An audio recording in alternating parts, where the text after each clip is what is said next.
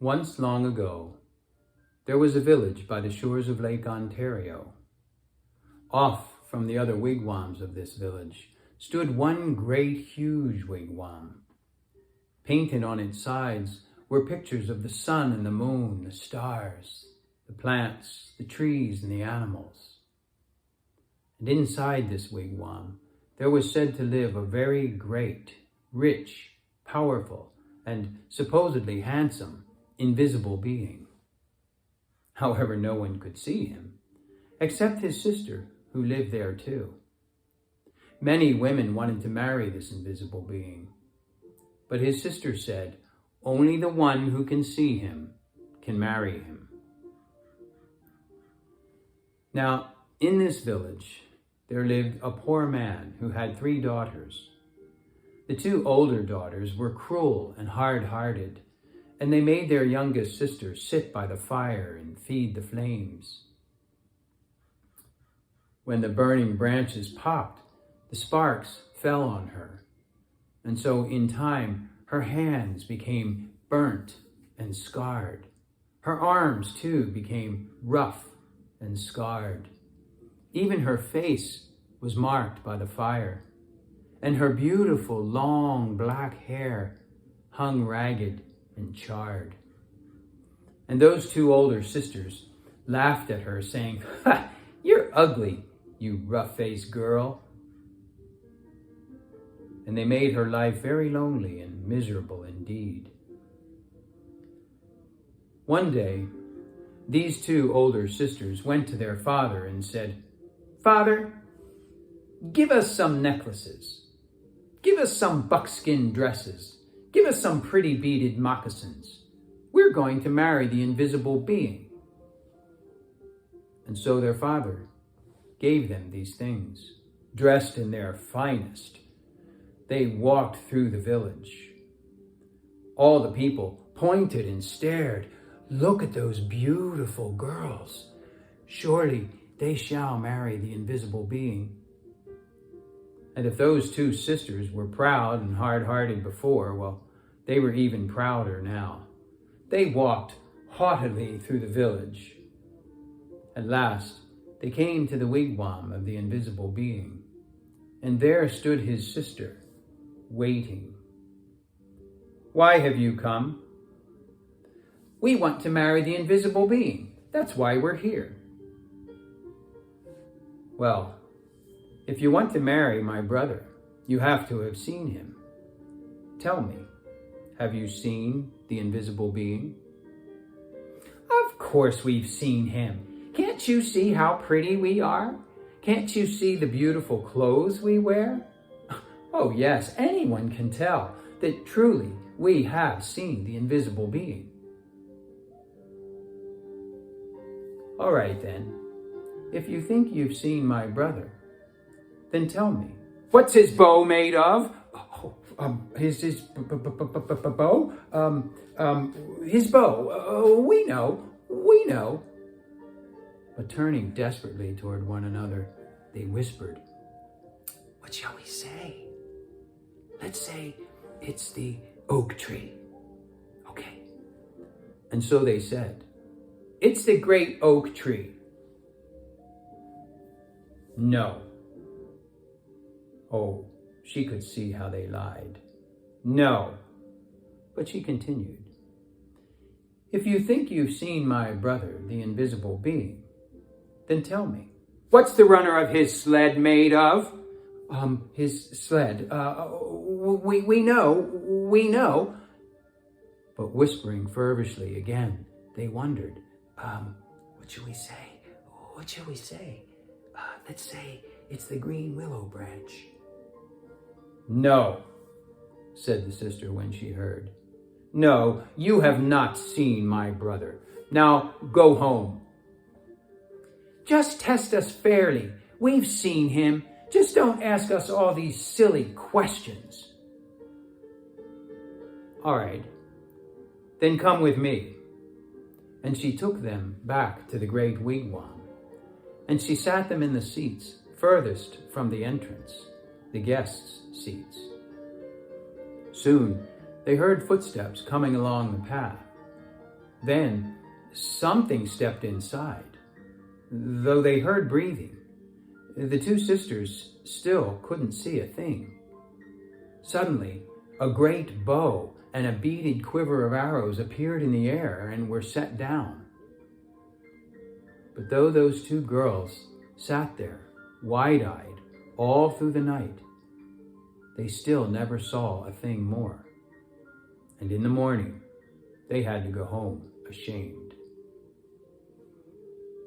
The next day, the rough-faced girl approached her father and said, "Father, may I please have some beads? May I please have a new buckskin dress and some pretty moccasins? I'm going to marry the invisible being, for wherever I look, I see his face." But her father sighed and said, "Daughter, I'm sorry.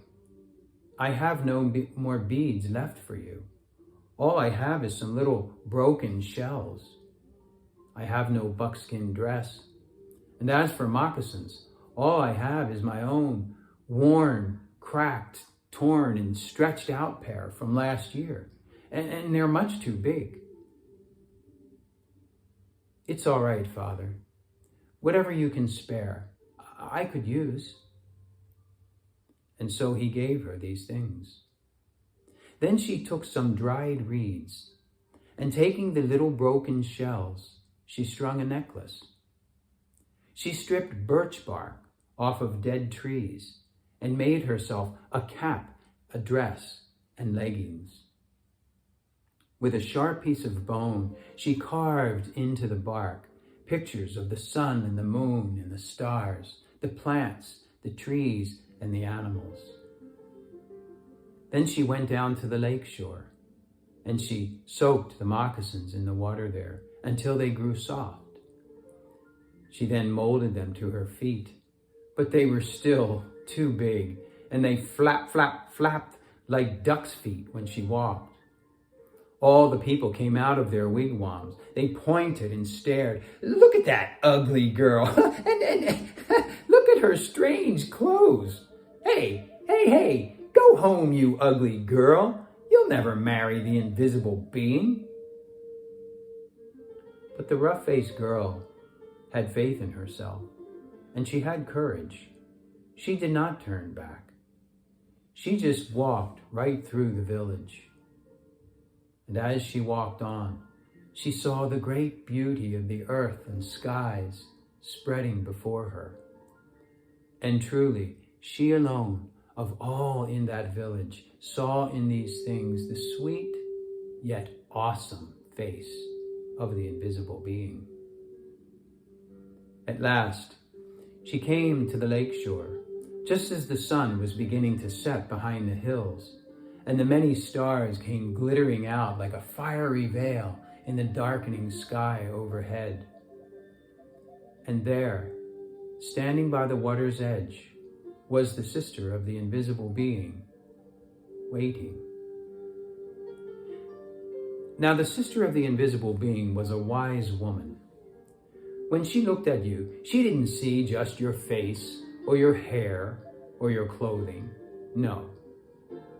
When she looked at you, she would look you right in the eyes, and she could see all the way down to your heart. And she could tell if you had a good, kind heart, or a cold, hard, and cruel one. And when she looked at the rough-faced girl, she saw at once that though her skin was scarred, her hair burnt, and her clothing strange, that she had a beautiful, kind heart.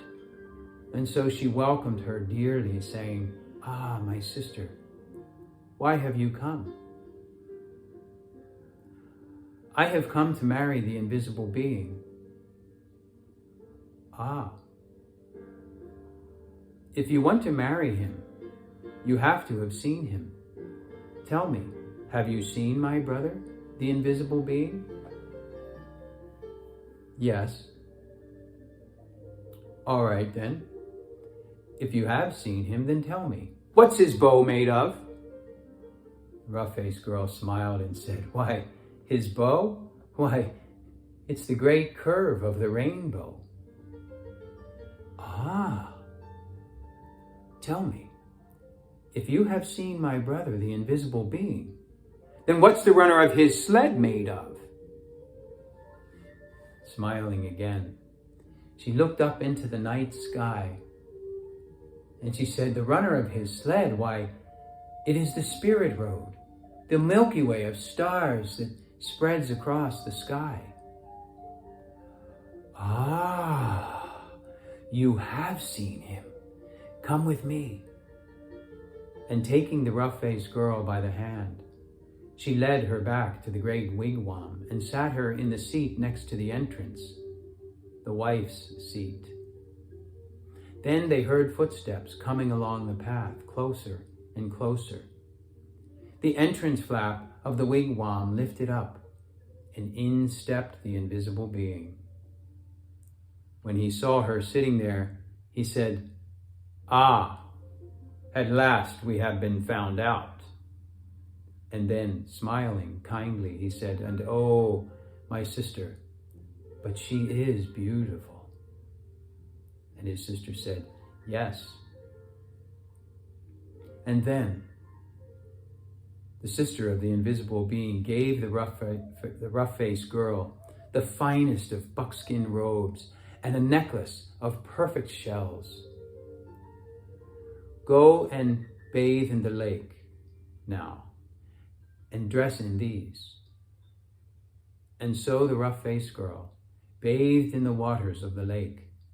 Suddenly, all the scars vanished from her body. Her skin grew smooth again, and her beautiful black hair grew in long and glossy as a raven's wing. Now anyone could see that she was indeed beautiful. But the invisible being and his sister had seen that from the start. And at last, the rough-faced girl and the invisible being were married. They lived together in great gladness and were never parted.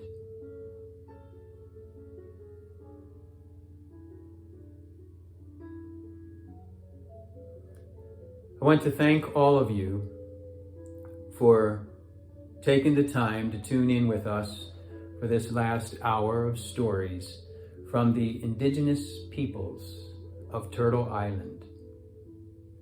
In the beginning tonight, I used a greeting. I said, Aho Mitakuyesin. The word Aho is used by many of the tribal people of Turtle Island, and it can have different meanings for different folks, different tribes, whatever. But generally, Aho is like a greeting of hello, or it could also be a word that says, yes, I agree, or right. And then Mitakuyesin is a term that refers, it's a Lakota term that refers to the worldview of interconnectedness. As many of the tribal peoples have believed, there is an interrelationship between all the beings of the earth and beyond. And the term Mitakuyesin refers to that. And so to say Aho Mitakuyesin is a wonderful way of just connecting with the people. I knew one medicine man, a shaman, who liked to think of the term as meaning all my relations, that all life are all my brothers and sisters. And so I say again to you, thank you for coming, and Aho Mitakuyesin. And let us go forth and be like some of the tribal people who believed in walking softly upon the earth, leaving no footprint, so that those who come behind us have a beautiful garden in which to live. Aho, Mitakuyesin.